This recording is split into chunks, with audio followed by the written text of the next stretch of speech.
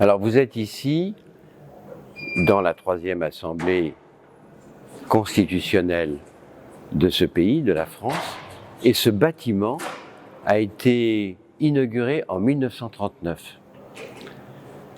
L'Assemblée elle-même a été installée par le général de Gaulle en 1958, mais le bâtiment, qui est, vous l'avez constaté, extrêmement prestigieux, original, c'est une architecture faite uniquement avec du béton et qui se veut imiter un palais, un temple, comme le Parthénon par exemple, ou le lieu de la démocratie. Il faut bien comprendre qu'ici, effectivement, à l'origine, même si c'était un musée du bâtiment et des travaux publics, dès lors que c'est devenu le Conseil économique et social, c'est devenu véritablement le temple de la démocratie, et c'est ce qu'avait souhaité l'architecte.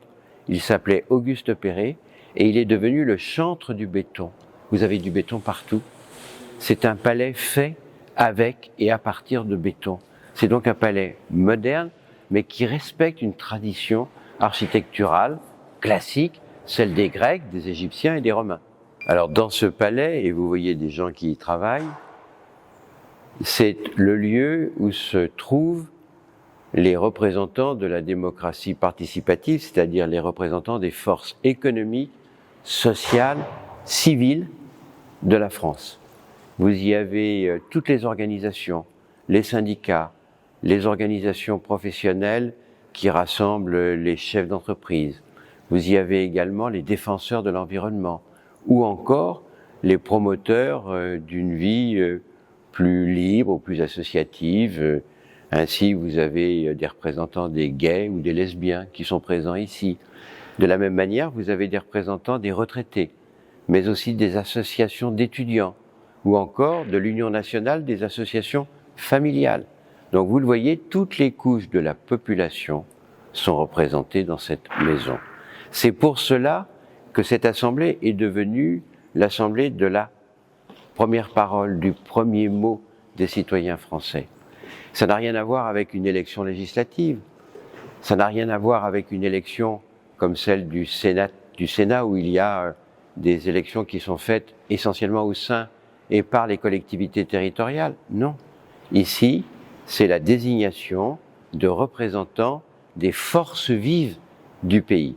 Et cette organisation-là, elle a été déployée pas seulement en France, mais dans plus de 70 autres pays. Voilà où nous sommes aujourd'hui. Nous avons vu tout à l'heure l'architecture. Également, ensuite, la composition de cette assemblée. Voyons maintenant quelle est sa mission.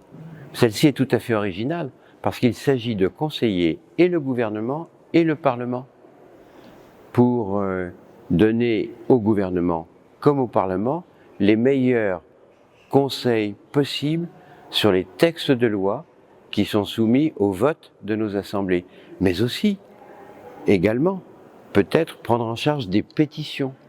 Vous imaginez, aujourd'hui en France, pour faire un référendum, il faut presque 5 millions de personnes pour que l'idée même du référendum soit adoptée. Avec une pétition ici de 150 000 signatures, le Conseil économique, social et environnemental prend en charge le sujet que posent les citoyens.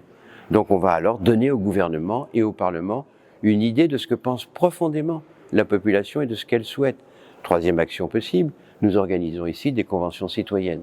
Indépendamment des conseils que nous donnons au gouvernement, au Parlement, indépendamment des pétitions que nous prenons en charge, il y a donc également des regroupements de citoyens qui vont réfléchir sur des sujets transversaux. La dernière convention citoyenne, c'était sur la dignité de fin de vie, mourir en dignité au moment où effectivement on peut être malade, âgé, et où effectivement aussi on peut penser qu'il est nécessaire de disparaître. Et mourir dans la dignité, c'est un vrai sujet. Ça a été adopté ici, on a été conscient, on a travaillé avec toutes les religions, toutes les spiritualités, tous les médecins, toutes les familles. Et nous avons été à l'origine d'un texte de loi qui sera prochainement adopté et qui va transformer profondément l'attitude et le comportement des Français à l'égard de la mort lorsqu'on veut l'administrer volontairement.